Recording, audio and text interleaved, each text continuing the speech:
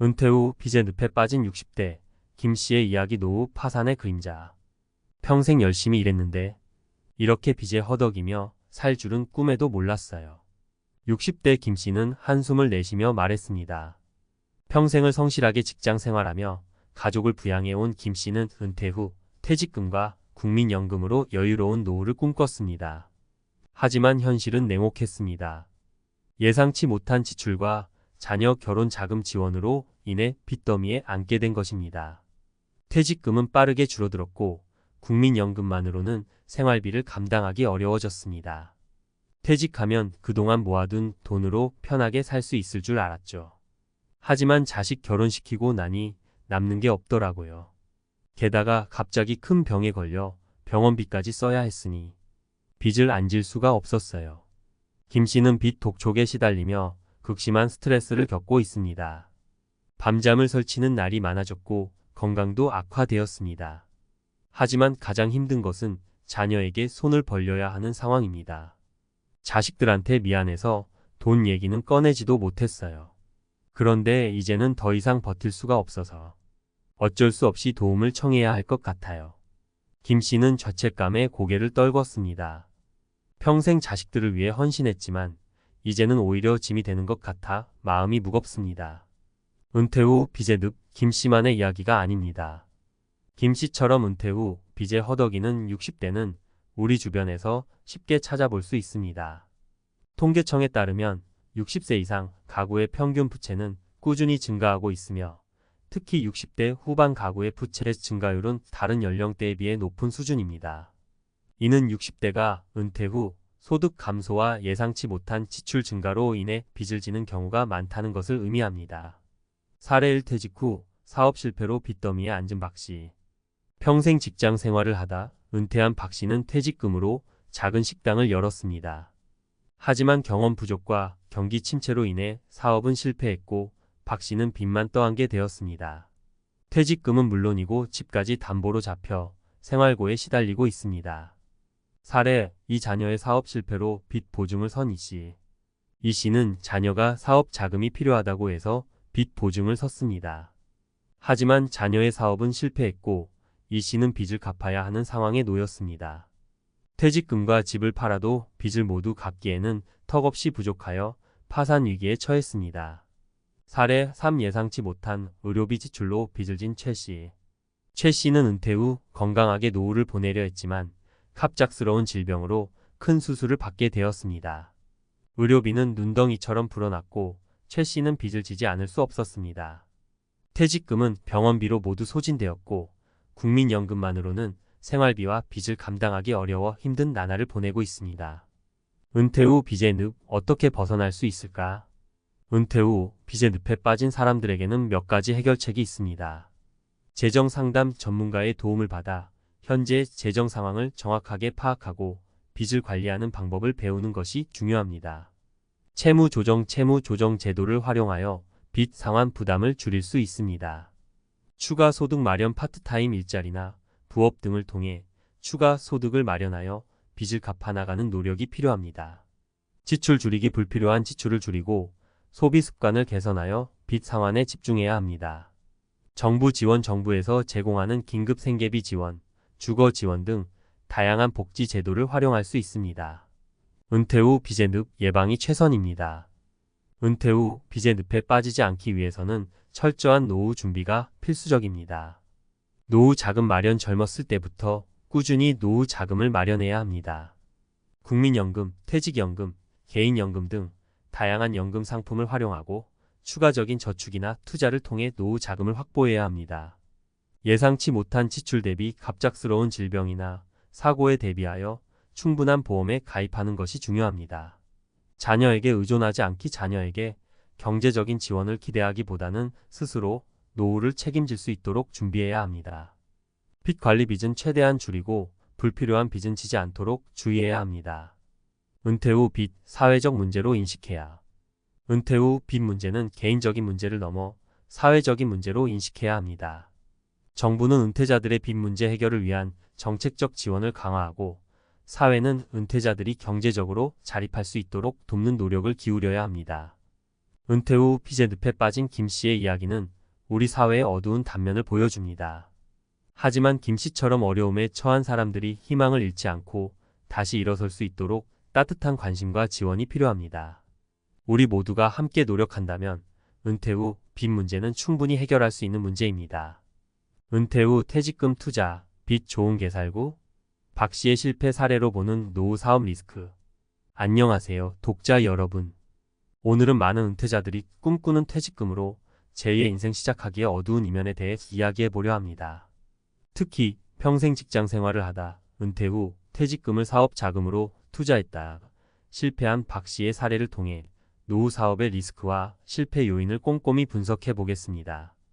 퇴직금, 인생 이막의 희망인가, 절망의 씨앗인가? 박 씨는 누구보다 성실하게 직장 생활을 해왔습니다. 젊은 시절부터 착실하게 돈을 모아 퇴직금도 꽤 두둑하게 마련했습니다. 은퇴 후에는 그동안 꿈꿔왔던 작은 식당을 열어 여유로운 노후를 보내려 했습니다. 하지만 현실은 냉혹했습니다. 박 씨는 사업 경험 부족과 경기 침체라는 이중고에 시달리며 결국 빚더미에 앉게 되었습니다. 퇴직금으로 식당을 열면 그래도 먹고 살 만큼은 벌 수 있겠지 생각했죠. 하지만 식당 운영은 생각보다 훨씬 어려웠어요.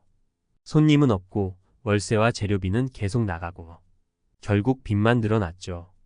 박 씨는 퇴직금을 모두 날린 것은 물론이고 집까지 담보로 잡혀 생활고에 시달리고 있습니다. 평생 일궈온 재산을 한순간에 잃고 좌절감에 빠진 박 씨는 이제 어떻게 살아가야 할지 막막하기만 합니다. 박 씨의 실패 남의 일이 아니다. 박 씨처럼 퇴직금을 투자했다가 실패하는 사례는 우리 주변에서 쉽게 찾아볼 수 있습니다. 통계청에 따르면 자영업자의 폐업률은 해마다 증가하고 있으며 특히 은퇴 후 창업한 자영업자의 폐업률은 더욱 높은 것으로 나타났습니다. 이는 은퇴 후 창업이 결코 쉬운 일이 아니며 철저한 준비 없이 뛰어들었다가는 큰 손실을 볼 수 있다는 것을 의미합니다. 왜 은퇴 후 창업은 실패하기 쉬운가? 은퇴 후 창업은 몇 가지 이유로 실패하기 쉽습니다. 경험 부족, 평생 직장 생활만 해온 사람들은 사업 경험이 부족합니다. 사업 아이템 선정, 마케팅, 재무 관리 등 다양한 분야에서 어려움을 겪을 수 있습니다. 자금 부족, 창업 초기에는 예상치 못한 지출이 많이 발생합니다. 자금 계획을 철저하게 세우지 않으면 금세 자금난에 빠질 수 있습니다. 경쟁 심화, 창업 시장은 경쟁이 치열합니다. 차별화된 아이템이나 경쟁력 없이는 살아남기 어렵습니다. 건강 악화, 은퇴 후에는 건강이 악화될 가능성이 높습니다. 건강 문제로 인해 사업에 차질이 생길 수 있습니다. 가족 반대, 가족들이 창업을 반대하는 경우 심리적인 부담감이 커질 수 있습니다. 은퇴 후 창업 성공하려면? 물론 은퇴 후 창업에 성공하는 사례도 있습니다. 성공적인 창업을 위해서는 다음과 같은 점들을 고려해야 합니다. 철저한 사업 계획, 수립 사업 아이템 선정부터 마케팅, 재무 관리까지 모든 부분을 꼼꼼하게 계획해야 합니다. 충분한 자금 확보, 창업 초기에는 예상치 못한 지출이 많이 발생하므로 충분한 자금을 확보해야 합니다. 경쟁력 확보, 차별화된 아이템이나 서비스를 개발하여 경쟁력을 확보해야 합니다. 전문가 도움, 사업 경험이 부족하다면 전문가의 도움을 받는 것이 좋습니다. 꾸준한 노력, 창업은 끊임없는 노력과 인내가 필요합니다. 퇴직금 안전하게 지키는 방법은? 퇴직금은 노후 생활의 중요한 자산입니다. 퇴직금을 안전하게 지키기 위해서는 다음과 같은 방법들을 고려할 수 있습니다. 분산 투자, 퇴직금을 한 곳에 투자하기보다는 여러 곳에 분산 투자하여 리스크를 줄이는 것이 좋습니다. 안전자산 투자, 예금, 적금, 채권 등 안전자산에 투자하여 원금 손실 위험을 줄이는 것이 중요합니다. 전문가 상담, 투자 경험이 부족하다면 전문가의 상담을 받아 투자 계획을 세우는 것이 좋습니다. 무리한 투자 금지, 퇴직금을 모두 투자하는 것은 위험합니다. 생활비를 제외한 여유 자금으로 투자해야 합니다. 내 자식 믿었을 뿐인데. 빚 보증의 악몽, 이씨의 파산 위기. 안녕하세요, 시청자 여러분. 오늘은 자녀의 빚 보증으로 인해 파산 위기에 처한 안타까운 사연을 전해드리려 합니다. 은퇴 후 평화로운 노후를 꿈꿨던 이씨는 자녀의 사업 실패로 인해 한순간에 모든 것을 잃을 위기에 놓였습니다. 아들 녀석이 잘 될 줄 알았죠. 이 씨는 자식 농사만큼은 성공했다고 자부했습니다. 아들은 명문대를 졸업하고 대기업에 취직해 승승장구했습니다. 그런 아들이 사업을 시작하겠다고 했을 때 이 씨는 망설임 없이 빚 보증을 섰습니다. 아들의 성공을 믿었고 퇴직금과 집이 있으니 혹시라도 문제가 생겨도 감당할 수 있을 거라 생각했습니다. 하지만 이 씨의 기대와 달리 아들의 사업은 실패했습니다. 경쟁 심화와 경기 침체로 인해 매출은 급감했고 빚은 눈덩이처럼 불어났습니다. 결국 아들은 파산했고 빚 보증을 선 이 씨에게 모든 책임이 넘어왔습니다. 퇴직금, 집, 모든 것을 잃을 위기. 이 씨는 퇴직금과 집을 팔아 빚을 갚으려 했지만 턱없이 부족했습니다. 빚 독촉에 시달리며 밤잠을 설치는 날이 많아졌고 건강도 악화되었습니다. 평생 일하며 모은 돈과 집을 한순간에 잃게 될 줄은 꿈에도 몰랐어요. 아들 녀석이 잘 될 줄 알았는데 이렇게 될 줄 알았다면 절대 빚 보증은 안 섰을 겁니다. 이 씨는 후회와 자책감에 괴로워하며 하루하루를 보내고 있습니다. 파산 신청을 고려하고 있지만 그렇게 되면 남은 노후를 빈곤하게 살아야 한다는 생각에 막막하기만 합니다. 빚 보증, 가족 간의 불화를 부르는 씨앗. 이 씨의 사례는 빚 보증이 가족 간의 불화를 부르는 씨앗이 될 수 있다는 것을 보여줍니다. 이 씨는 아들에게 원망과 배신감을 느끼고 있으며 아내와의 관계도 악화되었습니다. 아들 녀석은 죄송하다는 말만 하고 아무런 해결책도 내놓지 못하고 있어요. 아내는 저를 원망하며 이혼까지 요구하고 있습니다. 가족이 모두 뿔뿔이 흩어질까 봐 두렵습니다. 이 씨는 빚 문제뿐만 아니라 가족 해체라는 더 큰 위기에 직면해 있습니다. 빚 보증 신중하게 결정해야. 빚 보증은 결코 가볍게 생각할 문제가 아닙니다. 특히 은퇴 후에는 더욱 신중해야 합니다. 퇴직금과 집은 노후 생활의 중요한 자산이며 이를 잃게 되면 빈곤층으로 전락할 수 있습니다. 자녀가 빚 보증을 요청하더라도 냉정하게 판단해야 합니다. 자녀의 사업 계획이 현실적인지, 상환 능력은 충분한지 꼼꼼하게 따져봐야 합니다. 빚 보증은 단순한 금전적인 문제를 넘어 가족 관계를 파탄낼 수 있는 위험한 선택이 될 수 있다는 것을 명심해야 합니다. 건강 잃고 빚까지. 갑작스러운 질병, 은퇴자 최 씨를 빚더미로 내몰다. 안녕하십니까 시청자 여러분. 오늘 저희 탐사 보도팀은 은퇴 후 갑작스러운 질병으로 인해 빚더미에 앉게 된 최 씨의 안타까운 사연을 취재했습니다. 건강하고 행복한 노후를 꿈꿨던 최 씨는 예상치 못한 질병과 막대한 의료비로 인해 벼랑 끝에 내몰렸습니다. 암 선고 청천벽력 같았죠. 최 씨는 은퇴 후 건강관리에 힘쓰며 여행과 취미생활을 즐기는 등 활기찬 노후를 보내고 있었습니다.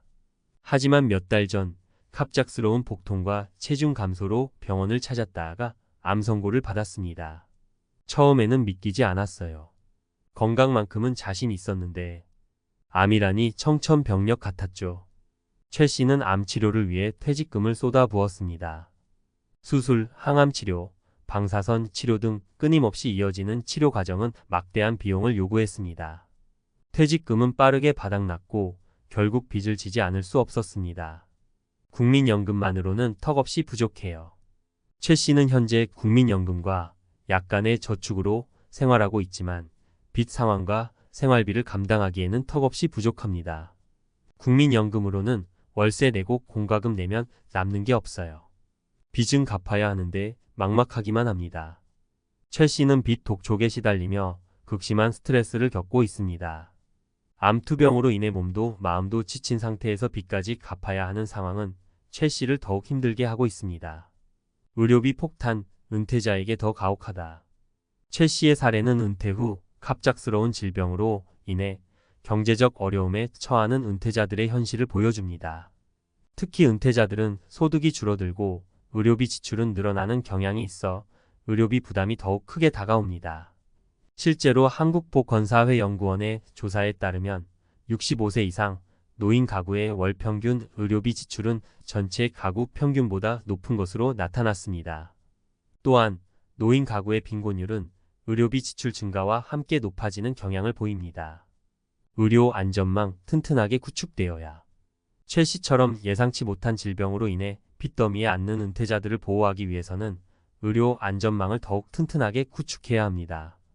건강보험 보장성 강화 중증 질환에 대한 건강보험 보장성을 강화하여 환자들의 의료비 부담을 줄여야 합니다.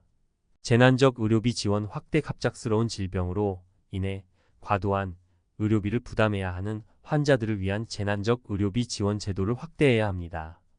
노인 의료비 지원 강화 노인들의 의료비 부담을 줄이기 위한 다양한 지원책을 마련해야 합니다. 의료비 후불제 도입 의료비를 먼저 치료받고 나중에 상환할 수 있도록 하는 의료비 후불제 도입을 검토해야 합니다. 은퇴 후 비재늪 김 씨의 이야기 외에 우리는 노후 파산을 피할 수 없는가? 안녕하세요, 여러분. 오늘은 많은 은퇴자들이 직면하는 노후 파산의 위험성에 대해 이야기하려고 합니다. 특히 평생 성실하게 직장 생활을 해온 60대 김 씨의 사례를 통해 왜 우리 사회가 노후 파산의 위험에 노출되어 있는지 과학적 근거와 이론을 바탕으로 살펴보겠습니다. 김 씨의 이야기 퇴직금과 국민연금, 노후 보장의 환상. 김 씨는 젊은 시절부터 성실하게 일하며 퇴직금과 국민연금을 착실히 준비했습니다. 은퇴 후에는 이 돈으로 여유로운 노후를 즐길 생각에 부풀어 있었습니다. 하지만 현실은 냉혹했습니다. 예상치 못한 지출과 자녀 결혼 자금 지원으로 인해 빚더미에 앉게 된 것입니다. 퇴직금과 국민연금만 있으면 노후 걱정은 없을 줄 알았죠. 하지만 막상 은퇴하고 보니 돈 나갈 곳은 많고 연금은 쥐꼬리만 하더라고요. 김 씨는 빚 독촉에 시달리며 극심한 스트레스를 겪고 있습니다. 밤잠을 설치는 날이 많아졌고 건강도 악화되었습니다. 하지만 가장 힘든 것은 자녀에게 손을 벌려야 하는 상황입니다. 자식들한테 미안해서 돈 얘기는 꺼내지도 못했어요. 그런데 이제는 더 이상 버틸 수가 없어서 어쩔 수 없이 도움을 청해야 할 것 같아요. 김 씨는 죄책감에 고개를 떨궜습니다. 평생 자식들을 위해 헌신했지만 이제는 오히려 짐이 되는 것 같아 마음이 무겁습니다. 왜 우리는 노후 파산을 피할 수 없는가? 김 씨의 이야기는 단순한 개인의 불행이 아닙니다. 우리 사회의 구조적인 문제와 개인의 심리적 요인이 복합적으로 작용한 결과입니다. 1. 저성장 시대의 도래. 경제 성장률이 둔화되면서 물가 상승률을 따라잡지 못하는 저금리 시대가 도래했습니다. 이는 퇴직금이나 연금의 실질 가치를 하락시키고 노후 자금 부족 문제를 심화시킵니다. 2. 길어진 수명. 의학 기술의 발달로 평균 수명이 늘어나면서 노후 준비 기간은 짧아지고 필요한 노후 자금은 더욱 많아졌습니다. 하지만 소득은 줄어들고 자녀 양육과 부모 부양 부담은 커져 노후 자금 마련이 더욱 어려워졌습니다. 3. 예상치 못한 지출 증가. 갑작스러운 질병이나 사고, 자녀 결혼 자금 지원 등 예상치 못한 지출은 노후 자금을 빠르게 고갈시키는 주범입니다. 특히 한국 사회에서는 자녀에게 경제적 지원을 하는 문화가 강하게 남아있어 은퇴자들의 부담을 가중시킵니다. 4. 과도한 빚. 주택담보대출, 신용대출 등 과도한 빚은 은퇴 후에도 갚아야 할 부담으로 남아 노후 파산의 위험을 높입니다. 특히 자녀 빚 보증이나 주택연금 가입 등은 신중하게 고려해야 할 문제입니다. 5. 낙관적 편향. 사람들은 미래에 대한 막연한 낙관론에 빠져 노후 준비를 소홀히 하는 경향이 있습니다. 하지만 예상치 못한 상황은 언제든 발생할 수 있으며 철저한 준비 없이는 노후 파산의 위험에 노출될 수 있습니다. 노후 파산, 어떻게 벗어날 수 있을까? 노후 파산을 피하기 위해서는 다음과 같은 노력이 필요합니다. 현실적인 노후 계획 수립. 막연한 낙관론에 빠지지 말고 현재의 재정 상황과 미래의 지출을 꼼꼼하게 따져 현실적인 노후 계획을 세워야 합니다. 다양한 노후 자금 마련. 퇴직금과 국민연금 외에도 개인연금, 주택연금, 농지연금 등 다양한 노후 자금 마련 방법을 고려해야 합니다. 절약 습관 형성. 불필요한 지출을 줄이고 소비 습관을 개선하여 노후 자금을 아껴야 합니다. 재취업 또는 창업. 건강과 능력이 허락한다면 은퇴 후에도 일을 계속하거나 새로운 사업을 시작하여 소득을 창출하는 것이 좋습니다. 정부 지원 활용. 기초연금, 노인 일자리 사업 등 정부에서 제공하는 다양한 노후 지원 제도를 적극적으로 활용해야 합니다. 노후 파산, 사회적 문제로 인식해야. 노후 파산은 개인적인 문제를 넘어 사회적인 문제로 인식해야 합니다. 정부는 노후 빈곤 문제 해결을 위한 정책적 지원을 강화하고 사회는 은퇴자들이 경제적으로 자립할 수 있도록 돕는 노력을 기울여야 합니다. 추천 도서. 노후 파산 고령화 시대, 노후 파산의 위험성과 해결책을 제시하는 책입니다. 100세 시대, 당신의 노후는 안녕하십니까? 행복한 노후를 위한 재무 설계와 삶의 지혜를 담은 책입니다. 나는 돈 없이도 행복하다. 물질적인 풍요보다 정신적인 풍요를 추구하는 삶의 방식을 제시하는 책입니다. 김 씨의 이야기는 우리 사회의 어두운 단면을 보여줍니다. 하지만 김 씨처럼 어려움에 처한 사람들이 희망을 잃지 않고 다시 일어설 수 있도록 따뜻한 관심과 지원이 필요합니다. 우리 모두가 함께 노력한다면 노후 파산 문제는 충분히 해결할 수 있는 문제입니다. 50대, 60대의 은퇴를 맞이하면 한 가지 고민이 모든 걸 지배합니다. 도대체 은퇴 후엔 얼마나 필요할까? 라고 말이죠. 누구나 꿈꾸던 여유로운 노후는커녕 생활비를 맞추기 위해 또 다른 일자리를 찾아 헤매야 한다는 충격적인 현실.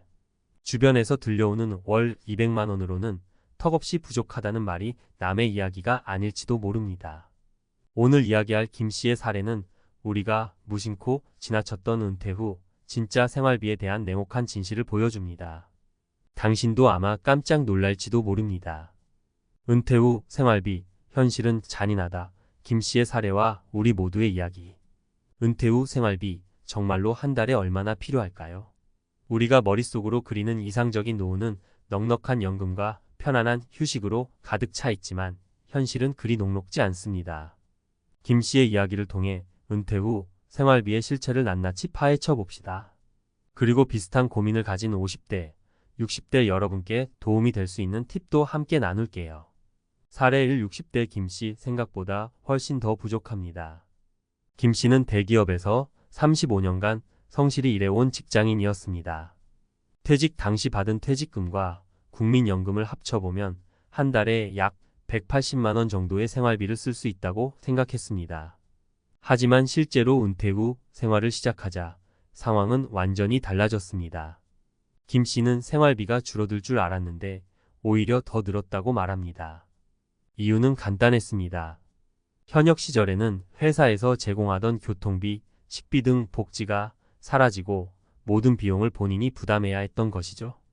게다가 건강 문제가 생기면서 병원비가 예기치 않게 늘었고 자녀의 결혼 지원비까지 부담하다 보니 매달 적자가 쌓였습니다. 김 씨는 월 180만 원은 정말 기본적인 생활만 유지할 수 있는 금액이라는 걸 뼈저리게 느꼈다고 토로했습니다. 사례 2. 노후 준비를 잘했다고 생각했는데 자영업자 이 씨의 좌절. 자영업자였던 이 씨는 은퇴 전까지 부지런히 가게를 운영하며 나름대로 노후 준비를 했습니다. 작은 원룸 건물 하나를 임대해 매달 120만 원의 임대 수익이 있었고 국민연금으로 추가 90만 원을 받을 예정이었습니다. 총합 약 210만 원, 이 정도면 적당히 쓸 수 있을 거라 생각했죠. 하지만 이 씨의 계산은 빗나갔습니다. 원룸 공실이 생기면서 수익이 급격히 줄었고 물가 상승으로 예상했던 생활비보다 더 많은 돈이 필요해졌습니다. 특히 전기세, 난방비 같은 공과금이 치솟으면서 매달 생활비를 아슬아슬하게 맞추는 상황이 되었습니다. 이 씨는 돈이 부족한 상황에서 손주 용돈이나 친구들과의 모임도 줄여야 했다며 노후가 이렇게 팍팍할 줄은 몰랐다고 고백했습니다. 사례 3. 자녀 지원이 이렇게 부담될 줄은. 박 씨 부부의 현실. 박 씨 부부는 은퇴 후 자녀들에게 의존하지 않고 살겠다는 목표로 30년간 부지런히 돈을 모았습니다. 하지만 자녀들이 뜻하지 않게 경제적 어려움에 처하면서 부모로서 도와줄 수밖에 없는 상황이 되었습니다. 자녀의 학자금 대출 일부를 갚아주고 결혼 비용까지 지원하다 보니 박 씨 부부의 노후 자금은 바닥을 보이기 시작했습니다. 박 씨는 은퇴 후에는 우리만의 인생을 살고 싶었는데 여전히 자녀 뒷바라지가 끝나지 않아 힘들다고 한숨을 내쉬었습니다. 그렇다면 어떻게 준비해야 할까요? 사례를 보며 많은 분들이 나도 저럴까 봐 걱정된다는 생각을 하셨을 겁니다. 은퇴 후 생활비 문제를 해결하기 위해 몇 가지 중요한 포인트를 짚어보겠습니다. 실제 지출을 정확히 계산하라. 은퇴 후 생활비를 계산할 때는 물가 상승, 건강 문제, 자녀 지원 등의 예기치 못한 비용을 반드시 고려해야 합니다. 단순히 현재 지출만 기준으로 잡으면 큰 오산입니다. 예를 들어 건강검진비나 취미생활비까지 현실적으로 포함해 예산을 세우세요. 소득원을 다양화하라. 국민연금 하나로는 충분하지 않습니다. 임대수익, 재취업, 투자 등을 통해 은퇴 후에도 일정한 현금 흐름을 유지할 수 있도록 다양한 소득원을 마련해야 합니다. 특히 재취업을 준비하는 경우 몸에 무리가 가지 않는 직업을 미리 탐색해 두는 것이 좋습니다. 지출을 최소화하라. 큰 집, 고급차 등 불필요한 사치를 줄이고 소박한 생활 방식을 추구하는 것도 하나의 방법입니다. 김 씨는 은퇴 후 한 달에 180만 원으로 부족함을 느꼈지만 이후 소비를 과감히 줄이고 지방으로 이사해 월 120만 원으로도 여유 있는 삶을 살고 있다고 말합니다. 마무리 지금 준비하지 않으면 내일은 늦습니다. 김 씨, 이 씨, 박 씨의 사례를 보며 느끼셨을 겁니다. 은퇴 후 생활비 문제는 누구도 피할 수 없는 현실입니다. 하지만 이를 미리 준비하고 대비책을 세운다면 그 현실을 훨씬 더 여유롭고 안정적으로 맞이할 수 있습니다. 혹시 지금 나도 괜찮을까? 라는 불안감이 들었다면 바로 오늘부터라도 준비를 시작해 보세요. 은퇴 후의 진짜 삶은 우리가 스스로 만들어 나가는 것입니다. 작은 실천이 당신의 노후를 완전히 바꿔놓을 겁니다. 은퇴 후 생활비 고민 없는 노후를 위한 전문가 조언. 은퇴 후 생활비 문제는 단순히 개인의 문제가 아닙니다. 대한민국 50대, 60대가 공통적으로 느끼는 가장 큰 부담이자 두려움이죠. 그렇다면 은퇴 후에도 경제적 안정과 여유로운 삶을 동시에 누릴 수 있는 방법은 무엇일까요? 이번 칼럼에서는 전문가의 시각에서 은퇴 후 생활비를 효과적으로 관리하는 방법을 구체적으로 제시해 보겠습니다. 1. 은퇴 후 생활비 실제로 얼마나 필요할까? 많은 분들이 은퇴 후 생활비로 대략적인 금액만 계산하고 끝내곤 합니다. 하지만 실제로는 그보다 훨씬 더 정교한 접근이 필요합니다. 예를 들어 김 씨의 경우 월 200만 원으로 충분할 거라 생각했지만 예상치 못한 지출이 쌓이면서 매달 적자에 시달렸습니다. 은퇴 후에는 예상 외의 지출이 생길 가능성이 높습니다. 병원비, 공과금, 심지어는 자녀 지원비까지 말이죠. 따라서 생활비를 계획할 때는 현재 지출에서 최소 2030%를 더해 예산을 잡는 것이 안전합니다. 또한 물가 상승도 반드시 고려해야 합니다. 10년 전과 지금의 물가를 비교해보면 같은 금액으로 살 수 있는 품목이 확연히 줄어들었다는 걸 알 수 있을 겁니다. 은퇴 후 20년 이상을 살아야 한다는 점을 감안하면 단순히 현재 생활비만 계산해서는 안 됩니다. 2. 소득 다각화의 중요성. 한 가지 수입원에 의존하지 말라. 대부분의 사람들이 은퇴 후 국민연금에만 의존합니다. 그러나 국민연금은 기본적인 생활비를 보장할 뿐 여유로운 노후를 위한 금액은 아닙니다. 임대 수익을 통한 안정적 현금 흐름. 박 씨 부부의 사례처럼 소규모 원룸 임대를 통해 월 10만 200만 원의 추가 수익을 얻는 것은 이상적인 대안입니다. 그러나 공실 위험, 유지 보수 비용 등도 반드시 염두에 둬야 합니다. 투자 부동산은 철저히 수익성을 따져보고 관리가 쉽도록 시스템을 갖추는 것이 중요합니다. 자격증을 활용한 재취업. 은퇴 후에도 일할 수 있는 자격증을 미리 준비하는 것도 방법입니다. 예를 들어 바리스타, 요양보호사 또는 소형 트럭 면허와 같은 실용적인 자격증은 은퇴 후에도 소득을 창출할 수 있는 강력한 무기가 됩니다. 일 자체가 경제적 안정감을 주는 동시에 삶의 활력을 불어넣기도 하죠. 주식 및 배당 투자를 통한 소득 확보. 최근에는 배당주에 투자해 월 수익을 꾸준히 만드는 은퇴자들도 늘고 있습니다. 그러나 주식 투자에는 리스크가 따르기 때문에 전문가와 상의하거나 장기적으로 안정적인 기업에 투자하는 것이 중요합니다. 3. 은퇴 후 지출 줄이기. 소박하지만 풍요로운 삶. 소득을 늘리는 것도 중요하지만 불필요한 지출을 줄이는 것은 그보다 더 쉬운 방법일 수 있습니다.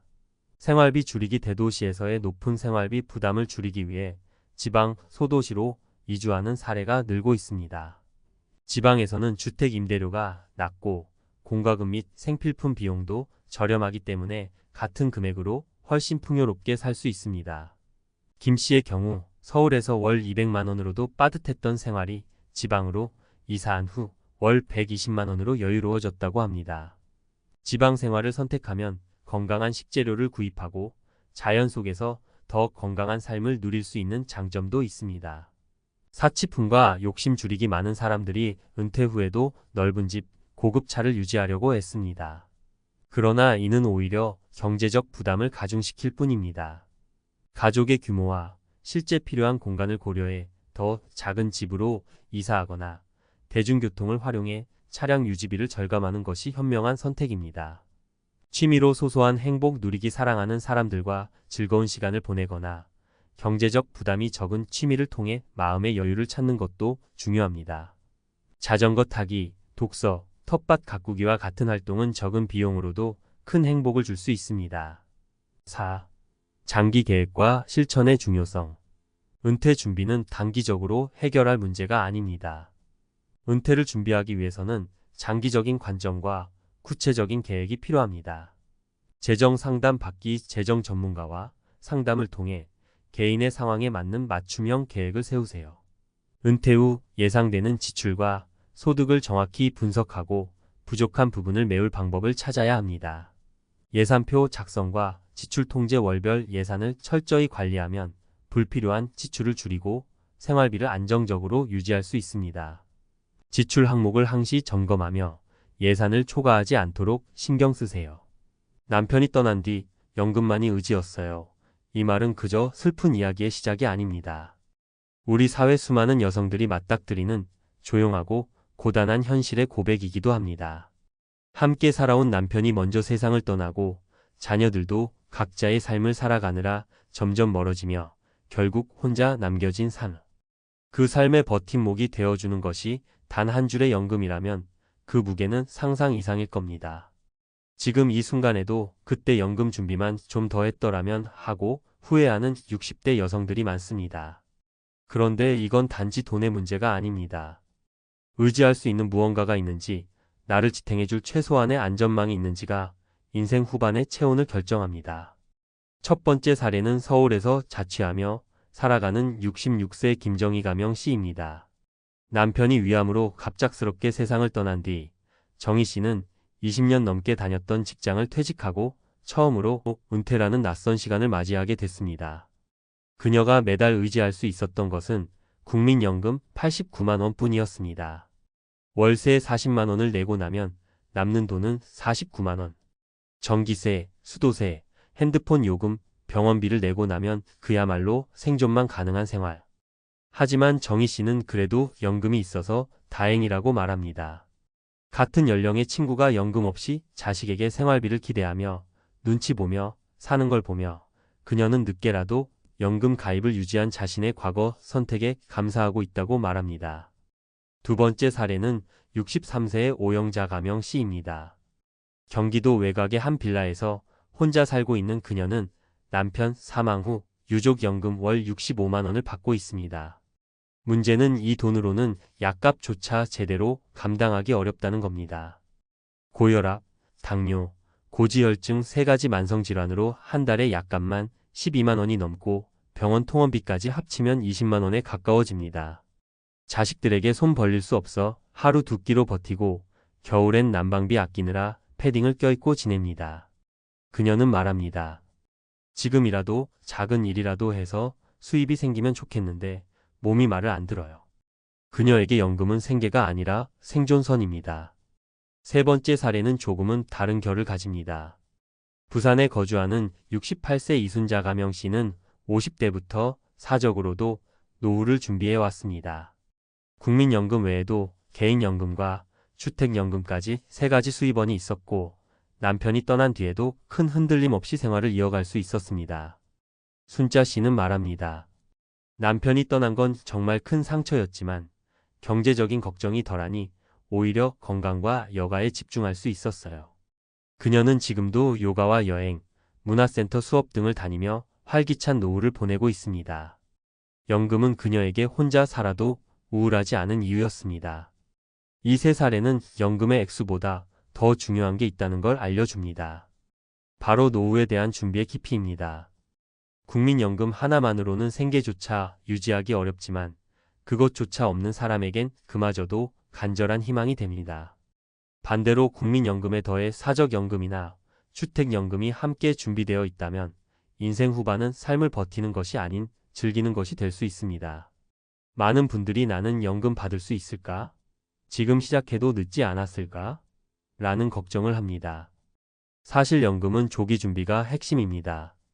하지만 지금 시작하는 것이 가장 빠른 길이라는 말처럼 현재의 나이와 조건 안에서도 할 수 있는 노후 대비는 분명히 존재합니다.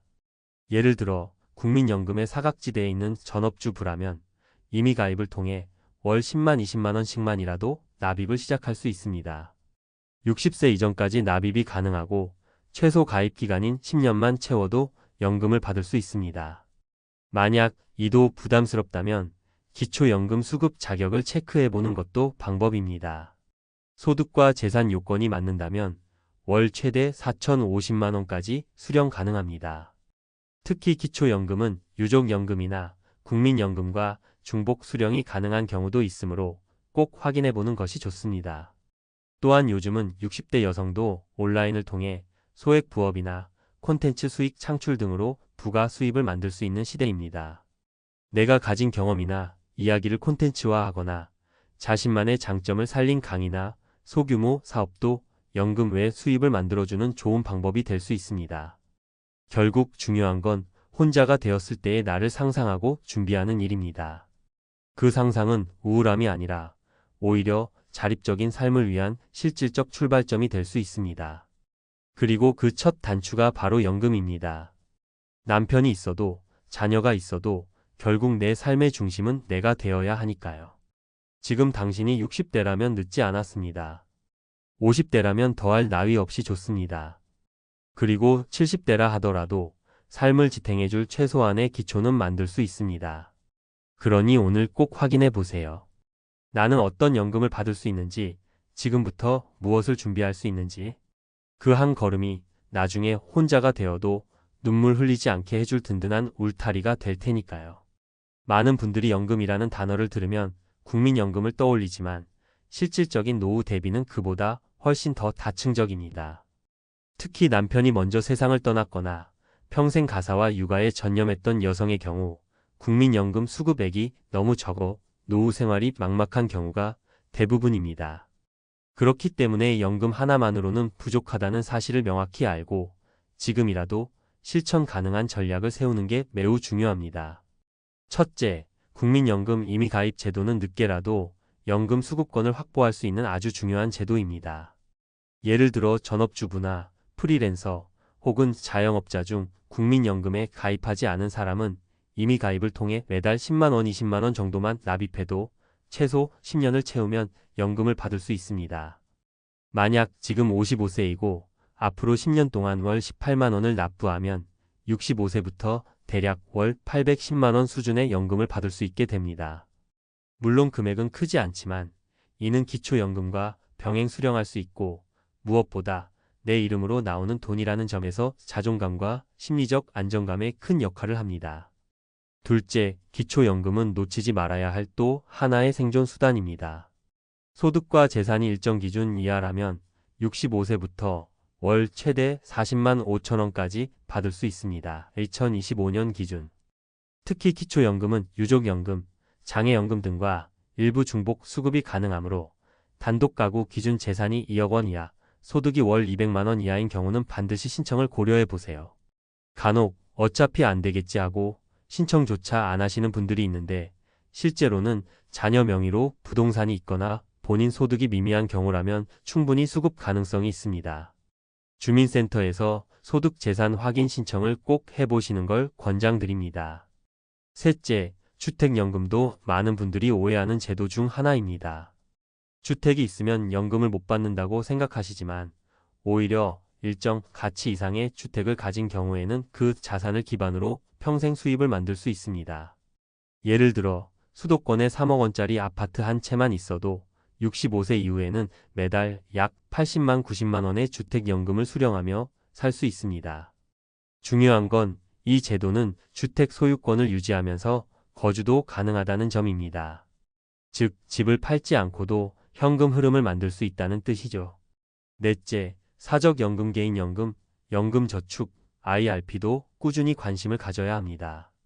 예를 들어 매달 20만 원씩 10년간 연금저축보험이나 연금저축펀드에 납입하면 세액공제 혜택은 물론이고 은퇴 후 최소 월 15만 20만 원 정도의 보조 수입을 만들 수 있습니다. 특히 연금저축펀드의 경우 투자 성과에 따라 수익률이 더 커질 수 있으므로 젊은 50대부터는 장기적 관점에서 활용해 볼 만합니다.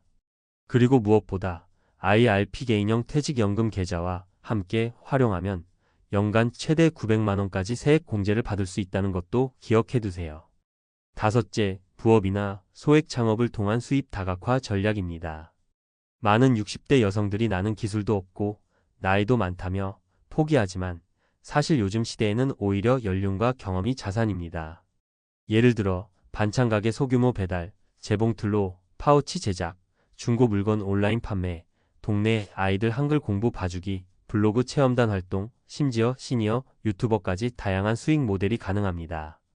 이 중 하나만 잘 잡아도 매달 10만 30만 원의 보조 수입을 확보할 수 있고 그 돈이 연금과 합쳐져 생활비를 든든하게 보완해 줍니다. 중요한 건 크게 벌겠다가 아니라 적게라도 안정적으로 벌겠다는 마음가짐입니다. 마지막으로 현실적인 주의사항도 꼭 말씀드리고 싶습니다. 가장 흔한 실수가 자녀에게 의지하려는 마음입니다. 물론 자녀가 도와주면 고맙지만 그것이 기본이 되면 서로에게 짐이 됩니다. 반대로 본인이 작게나마 준비해 놓은 연금이 있으면 자녀와의 관계도 훨씬 더 건강하고 독립적으로 유지됩니다. 또한 주택연금이나 개인연금 같은 금융상품에 가입할 때는 반드시 수령 방식과 수수료, 환급 여부 등을 꼼꼼히 따져봐야 합니다. 단지 월 지급액만 보고 덜컥 가입하면 나중에 후회할 수 있습니다. 금융감독원의 금융상품 한눈에 사이트나 연금공단 상담 창구를 적극 활용해 보세요. 전문가 상담은 무료이고 요즘은 온라인 화상 상담도 가능하니 집에서도 편하게 받을 수 있습니다. 결국 노후를 잘 버티는 힘은 지금 내가 작게라도 계획하고 실천하는 습관에서 시작됩니다. 남편 없이 혼자가 된 지금 눈물만으로 버틸 수는 없습니다. 연금은 단순한 돈이 아니라 스스로에게 주는 자존감 있는 삶의 설계도입니다. 지금부터라도 하루 10분만 시간을 내어 내가 받을 수 있는 연금이 무엇인지, 추가로 가능한 수입원이 어떤 게 있는지 직접 적어보고 움직여보세요. 그 작은 움직임 하나가 내일을 더 따뜻하게 만들어줄 겁니다. 10억 없으면 은퇴도 꿈꾸지 마라. 노후의 잔인한 진실. 야, 요즘 은퇴하려면 10억은 있어야 한대. 어느 날 지인이 던진 이 한마디에 나는 멍해졌다. 10억? 내 통장에 있는 돈을 다 합쳐도 그런 숫자는 본 적이 없다. 언제부턴가 뉴스든 유튜브든 심지어 커뮤니티에서도 10억 없는 은퇴는 비참하다는 이야기가 자주 들린다. 하지만 이게 단순히 불안감을 조장하는 말일까? 아니면 정말 뼈아픈 현실일까? 우리가 알아야 할 건 금액 자체가 아니라 그 속에 숨은 삶의 구조다. 정말 노후에 10억이 필요한 걸까? 그렇다면 10억이 없는 사람들은 전부 불행하게 늙어가는 걸까? 오늘은 이 질문에 대해 현실적인 시선으로 그리고 3가지 사례를 통해 진짜 이야기를 해보려 한다. 1. 매달 200만 원만 있으면 돼요. 65세 자영업 은퇴자 김현수 씨 사례. 김현수 씨는 평생을 철물점 운영하며 살았다. 큰 돈을 벌지는 못했지만 퇴직 전에 점포를 정리하고 작은 아파트 한 채를 남겼다. 현금 자산은 고작 8천만 원 남짓? 하지만 김 씨는 매달 국민연금과 소규모 임대 수익으로 18만 200만 원의 고정 수입을 만든다. 그는 말한다. 나는 돈이 많은 게 아니라 고정 지출을 줄였어요. 외식도 줄이고 병원비는 실손보험으로 커버하고요. 난 아직 행복해요. 친구들과 조용히 지내는 지금이 더 좋습니다. 결국 얼마를 갖고 있느냐보다 매달 얼마가 나가고 들어오느냐가 중요하다는 얘기다. 10억이 없더라도 매달 꾸준히 쓸 수 있는 수입 구조를 만들면 충분히 가능하다는 걸 보여주는 사례다. 2. 10억이 있었지만 3년 만에 절반 날렸어요. 60세 대기업 퇴직자 박정민 씨 사례. 박정민 씨는 정년 퇴직하며 퇴직금과 모아둔 자산으로 딱 10억을 만들었다. 그는 이제 진짜 인생 즐겨야지라는 마음으로 캠핑카를 사고 해외여행을 다니고 고급 골프장에 출입했다. 3년 만에 잔고는 절반이 사라졌고 그제야 그는 허둥대기 시작했다. 그땐 몰랐어요. 지금 쓰는 돈이 줄어들지 않는다는 걸. 나도 모르게 과소비의 함정에 빠져 있었어요. 지금은 알바를 하며 생계를 꾸려간다. 10억이 있었지만 돈의 흐름을 통제하지 못하면 아무 의미가 없다. 박 씨는 그걸 뼈저리게 깨달았다. 3. 나는 2억으로도 은퇴했습니다. 59세의 귀촌한 박영자 씨 사례. 박영자 씨는 서울에서 간호조무사로 일하다 59세에 은퇴했다. 가진 자산은 고작 2억 남짓? 하지만 그녀는 스스로 적게 쓰고 스스로 해결하는 삶을 택했다. 강원도 작은 시골 마을에 집을 짓고 마당에는 채소밭, 마루에는 고양이 2마리. 생활비는 한 달에 8만 100만 원이면 충분하다. 직접 키운 채소로 밥 짓고 이웃과 반찬 나누고 유튜브로 시골 일상 브이로그도 올리며 소소하게 용돈벌이도 한다. 그녀의 말. 돈 없이도 마음이 풍요로울 수 있어요. 중요한 건 내가 원하는 삶이 무엇이냐예요. 이 사례는 10억이란 숫자보다 삶의 우선순위가 더 중요하다는 사실을 알려준다. 그럼 도대체 왜 10억이란 말이 나오는 걸까? 실제로 금융권이나 언론에서 말하는 노후 자금 10억은 다음과 같은 계산에서 나왔다고 한다. 은퇴 후 기대 수명 약 30년. 월 생활비 250만 원, 12개월 30년 약 9억. 여기에 의료비, 예비비까지 더하면 10억 정도라는 이야기다. 그런데 여기서 중요한 건 이 계산이 현역 시절 소비 습관을 그대로 유지할 경우라는 점이다.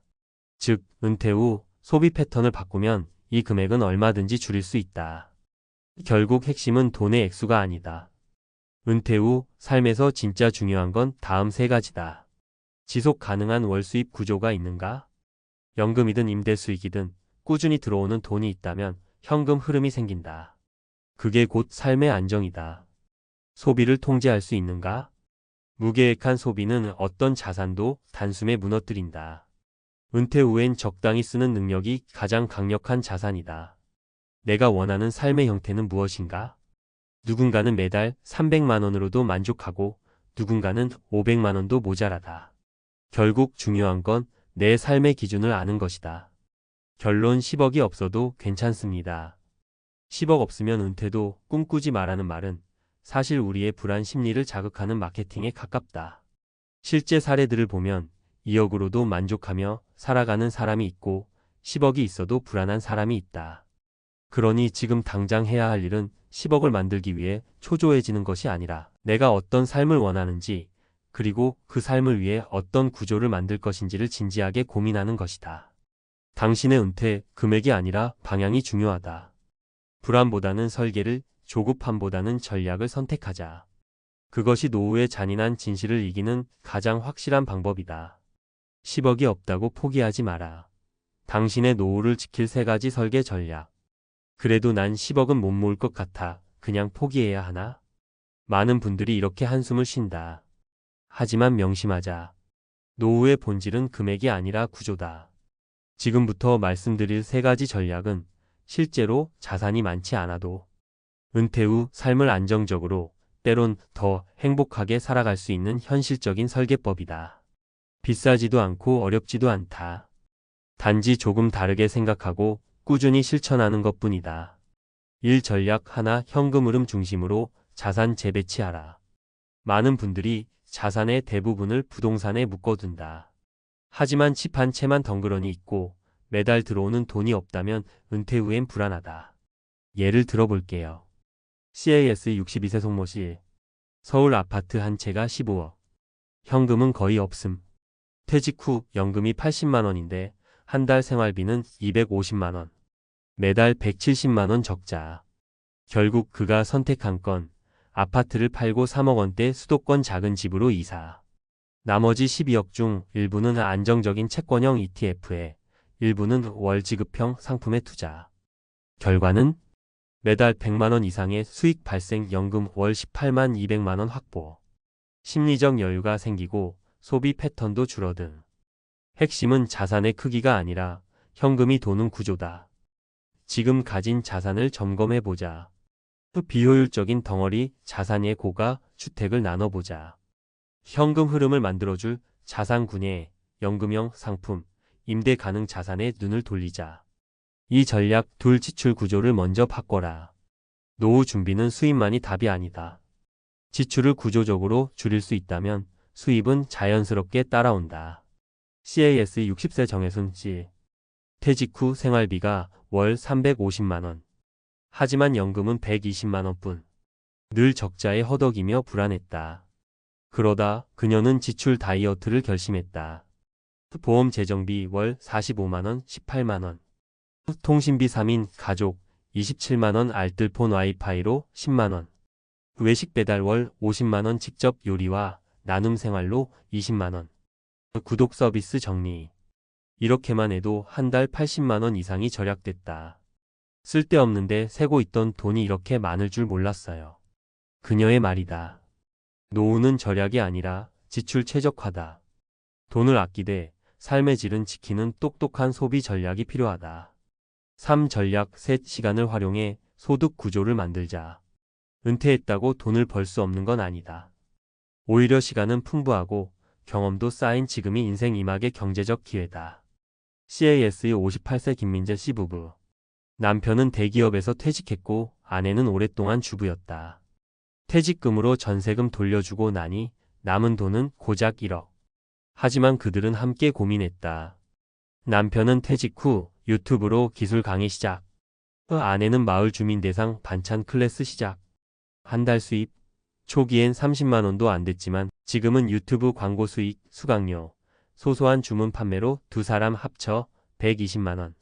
우리가 이렇게 다시 돈 벌 수 있을 줄 몰랐어요. 그들은 말한다. 노후 소득은 거창한 창업이 아니라 작은 재능 시간 꾸준함에서 나온다. 정리하며 당신의 노후 지금부터 설계하자. 이제는 이렇게 생각해보자. 내가 은퇴하면 돈은 얼마나 들어올까? 내가 줄일 수 있는 소비는 어디일까? 내가 할 수 있는 소소한 수입 활동은 뭐가 있을까? 이 세 가지만 제대로 설계해도 10억 없어도 충분히 든든하고 만족스러운 노후를 만들 수 있다. 마지막으로 꼭 드리고 싶은 말이 있다. 불안은 준비가 없을 때 커지고 안정은 구조에서 온다. 그 구조는 당신의 선택과 준비로 지금 이 순간부터 만들어진다. 그러니 절대 포기하지 말자. 10억 없어도 당신의 노후는 충분히 빛날 수 있다.